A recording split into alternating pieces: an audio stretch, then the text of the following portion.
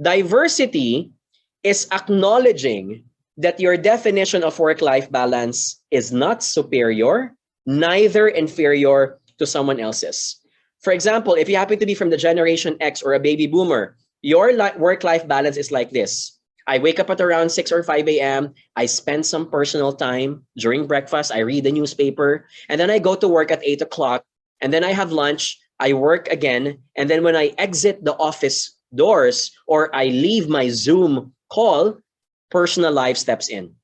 So it's a linear definition, right? You know it by chunks. You know it according to segments. The Generation Y and the Generation Z, and may I also add, regardless of what your age range is, this has become the new definition of work-life balance when we're working from home. It looks like this, right? So yes, I have work, but I can insert some gym during lunch. If I happen to be a parent, I need to run some errands because I have to take good care of my kids, or I have to set up the online classes of my kids. And then I can work, but I want to take a 10-minute break, right? While checking out or adding something to my cart in Shopee or Lazada. And then I go back to work during coffee break or tea time or merienda for 20 minutes. Maybe I can sneak in a 20-minute episode for my Netflix show.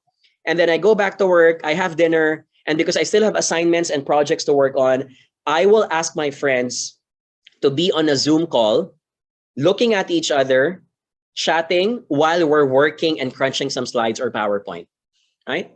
So can I get a letter, can I get an exclamation mark if you can relate to both, right? These are two very different definitions of work-life balance, but I also want to highlight neither is superior or inferior to it. If it gives you the happiness in life and it gives you the success that you need, go on and pursue it. Diversity, however, is embracing the idea that you should never impose your preferences to others, right? I hope you appreciate that. If you happen to be a Gen X leader and your Gen Y employees act differently, let's not be judgmental to think that they happen to be doing so many things at the same time.